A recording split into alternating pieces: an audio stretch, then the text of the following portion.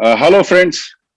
Viva Life Skills Trainers and Consultants, under their initiative of Pathfinders, brings to you a career guidance program. Meet the professionals. In that, today we are meeting a professional who's an entrepreneur and he's had an experience of 44 years. His 44 years of experience has two major parts. The first part is about 17 years, wherein he worked with various very famous companies of those days, namely Shalimar Paints, Crompton Greaves, and Schrader Schovill Duncan. These were the top-notch companies then, where he worked for about 17 years, primarily in the marketing department, and of course, many other roles that he did. And thereafter, he decided to take a plunge and do something on his own. And that's where his journey of being an entrepreneur began sometime in 1994. Those days, mind you, MBA, that degree was not known. People hardly, no one did MBA. People either, some of them became engineers, some of them became doctors, and the rest of all of them became graduates of arts, science, or commerce.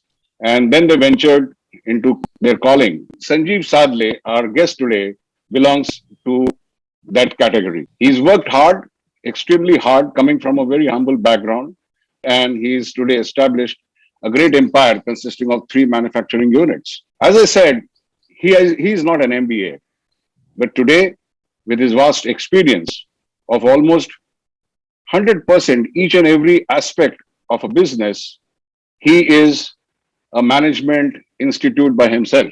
So we are indeed very lucky to have him with us. So on behalf of you, I welcome Mr. Sanjeev Sadhale. Welcome, Mr. Sadhale. Good evening, Anil. Good evening. So let's begin with the first question, Mr. Sanjeev. It is at what stage and how did you decide to become an entrepreneur? How did it all begin? Well, as you have introduced me to the listeners, I have worked for about 17 years in altogether three companies. And during all these workings, I would always feel that I should do something of my own. To add to that, in my last job, which I did for more than 10 years, wherein I was in charge of marketing in a MNC, there were lots of restrictions imposed being a part of an MNC, so as to territorial limitations, product limitations. And we used to see the market open, but because our MNC conditions and other terms, we were not in a position to explore those. And that had left a feeling in me that, well, if not from this route, maybe there could be an opportunity sometime to explore it the other way. And as luck could have it, I had this opportunity because due to certain family constraints, I had to quit my job here in India and had to be in the US for about a year.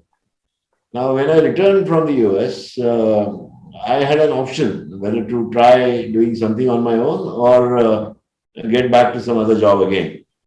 Then I said, why not give it a try? And that's how it all started. Wonderful.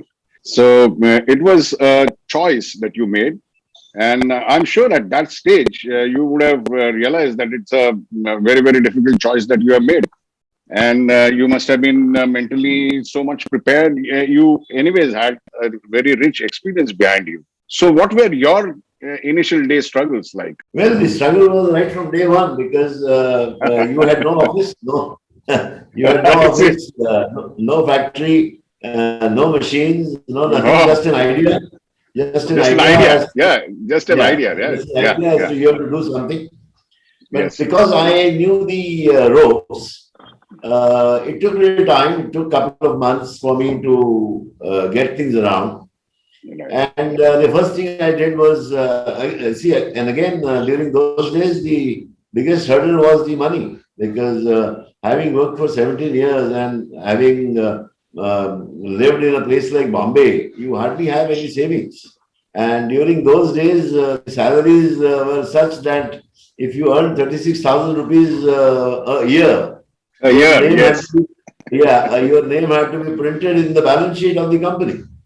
So Oh, that was the, yeah, that was the value of money. And right, in that kind of a annual income to buy any property, though of course property rates were low, still it was a Herculean task. Still I could manage certain things, make borrow, steal, and managed to have a small place in an right, industrial estate in right, Goregaon, in Bombay, right. just admitting 250 square feet. Oh, So okay. that's, yeah, that was the starting point.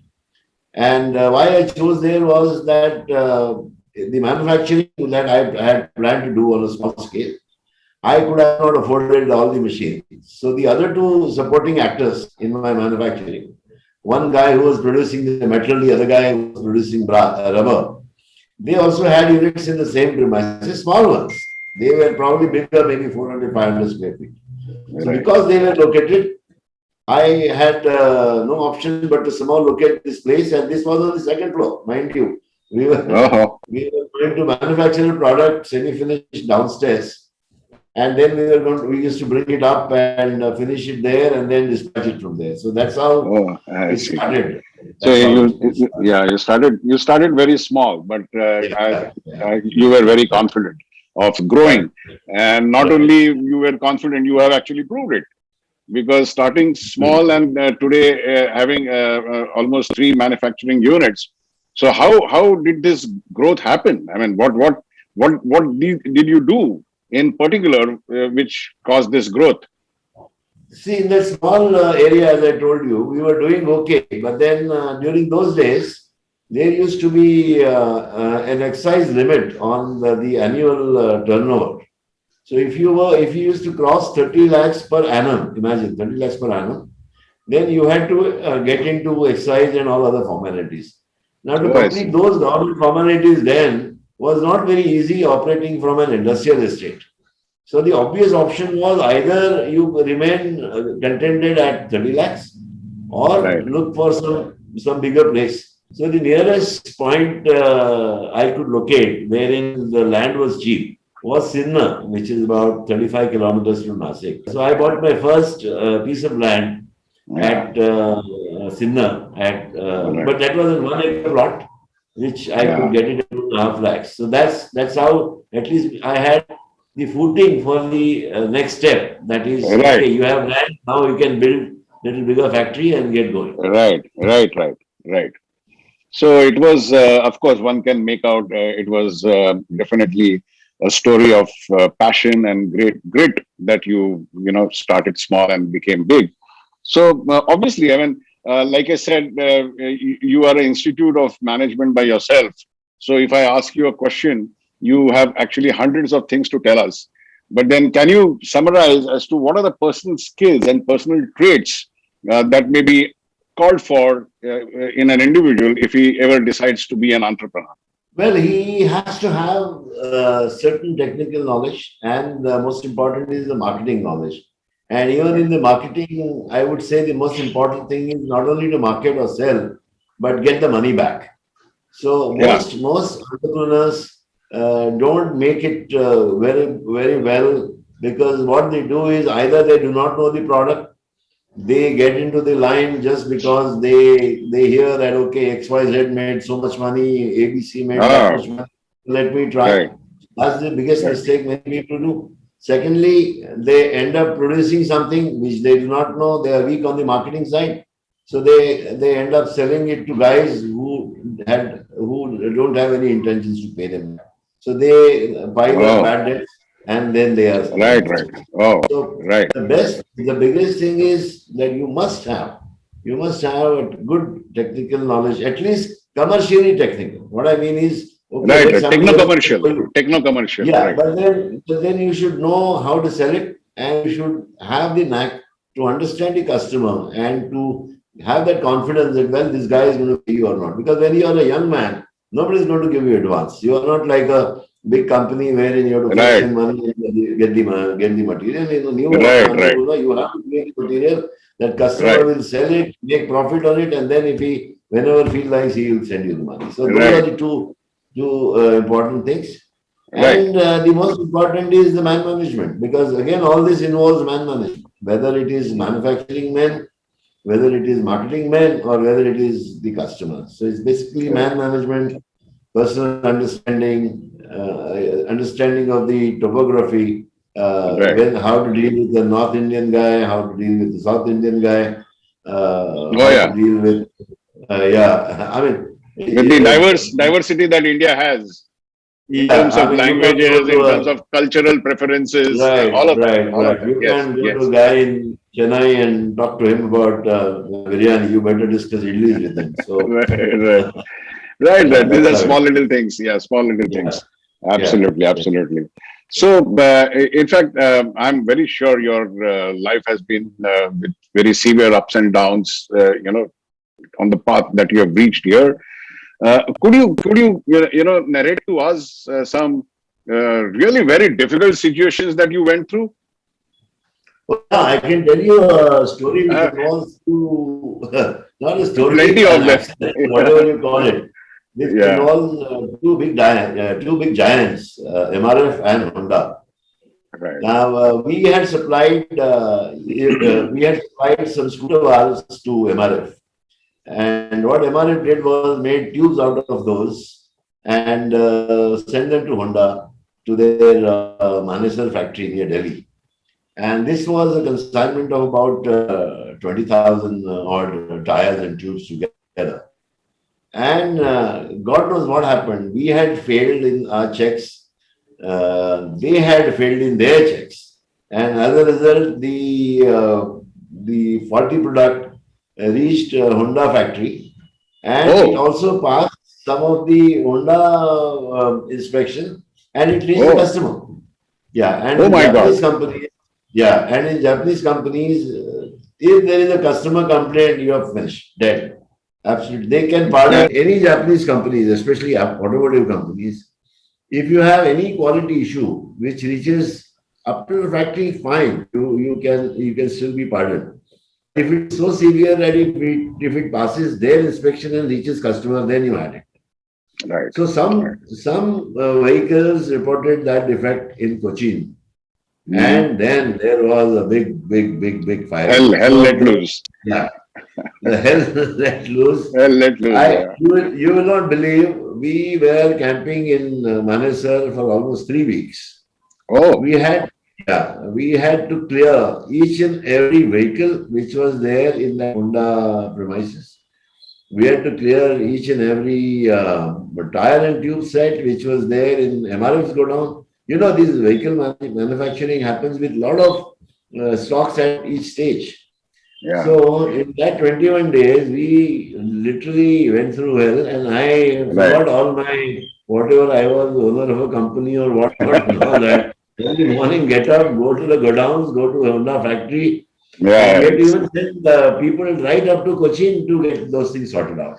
Right. And Right. then, Right. Right. so, Right. and then, well, we had to go through the whole thing again. We were sent back to KG, first standard, second standard, first Right. 5 samples, 10 samples, 100 samples. Oh my And it God. took a long, it took me 1 year almost to get back to normalcy. But we learned a lot. We learned hard way. And since then, I'm very happy to note that since then, for the last almost 12 years, this happened about 12 years ago. There Hmm. has been not a single such instance. Well, Not a there are single instance. a few problems, but then which happen in any manufacturing, but nothing much Right. to not Right. much of Right. this. So my next question to you, Mr. Sadle, is there are youngsters who are in the process of making up their mind that they would probably take that plunge that you took 27 years ago, and they would want to become entrepreneurs.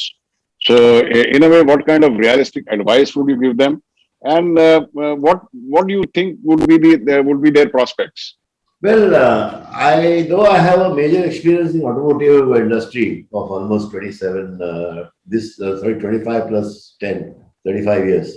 But still the earlier experience also, which was in the electrical and paint industry, tells me only one thing, that in any field, you can have some kind of a small setup to start with. You can start making paints, you can start making Right. some electrical stuff, you can start making some automotive components. But you have to do it your own way, in the sense that you must know the product well, you must know some nitty-gritties. You just can't, okay, I want to make this and start manufacturing. But Right. there is a Right. scope in everything. There is a scope in everything. It's not only the software that everybody wants to be today. Everybody wants Correct. to make an app and become a millionaire. Correct. But then Correct. Correct. I don't think it is that easy in manufacturing. But this Right. is a hardcore thing. This is certain. This is something like, you take our product, tyre valves. As long as you are going to drive on the road, whether it is a Yeah. two-wheeler, four-wheeler, truck, bus, you're going to need a valve. So in auto industry, there are several products. There are Right. several Right. products.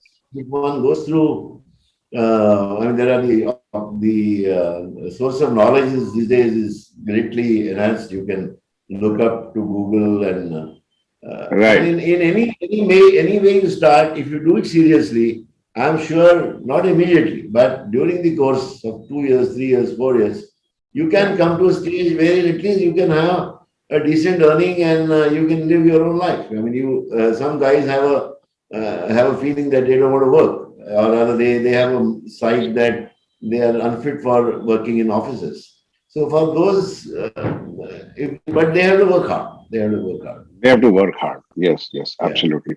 And if I may ask you, in your growth story, normally in any business, the growth comes out of being innovative and finding newer ways of revenue or diversifying. So, which of these things did you actually do? Which Well, contributed to your growth? I did it on 2 or 3 occasions. Hmm. The first one was that we had imported certain machines from Germany, and that product was not doing too well. So we were wondering as to what to do. So I thought on an idea as to, okay, fine, why not we look for something else? So with contacts, we entered into a tie-up with a Japanese company in Pune, wherein we had to supply certain components, which was different from our valves, but which could be made on similar machines. So we got Right. that additional line. So we became from a tire valve supplier, we moved to auto parts supply. And with Wow. that auto parts supplier, we got certain additional similar products. And though Right. today that carburetor is no longer used, but we can use the same machinery and manpower for the other purposes, which Okay. are Okay. which are doing quite good even now. Right. Right. Right. Right. Right. So, Similarly, even in our current product line, as you right. know, earlier we had only tube tires. Now everybody must be aware that there are tubeless tires. So that was a different product. So when we could see that the things are changing, the vehicles are using more of tubeless tires, we immediately made arrangements So, to get the technical know-how, and we started making tubeless tires. So right. you have to continuously Right. Sorry. Yeah. keep Keep moving innovating on. and keep changing. Yeah. Yeah, Keep to avoid obsolescence. Yeah. progressive. Right. Right. Right. So, in fact, for paucity of time, Mr. Sadhale, we will have to, quickly wrap up. So, Sure. for wrapping up, my final question to you is, uh, can you talk about the future trends of your industry, as well as for the entrepreneurs who will start their journey maybe in some years to come? So what would they look for? I mean, how is their journey of 30 years or 40 years being entrepreneur going to shape up? Well, you look around you and you see so many things around you, and each of that thing is technically a product which you can make, because that's what you're going to use. For example, our automotive industry. Come what Right, may, tomorrow, okay, you're going to have electrical vehicles, but that's not going to change all the parts. It's only going to change the petrol part to the electric motor, but the tires, the rims, the bumpers, they will the seats, remain. steering wheels, they are going to remain. So just They'll remain. look around, and you will find the potential. You'll absolutely, it's not very difficult to locate a product, but it is Right, very difficult to sustain, and it is very difficult to keep patience Don't expect too many things. Don't look at the other guy and say that, oh, he pushed some buttons in software and he became a millionaire. Things don't come that easy. And those millionaires, I don't know how and where they come. But in Right, hardcore manufacturing, it is very difficult to be that way. right, right, But there right, is scope. You keep your eyes and ears open, you can always find something, some right, product, some right, service, some activity which can make you an entrepreneur. Which right, need not be sure, only a sure, manufacturing job. right, right, right. So it's been indeed a great pleasure talking to you, Mr. Sadhale. And thank you very much for sharing those pearls of wisdom of Thanks a lot. And no less than 44 years of rich experience. That's phenomenally great.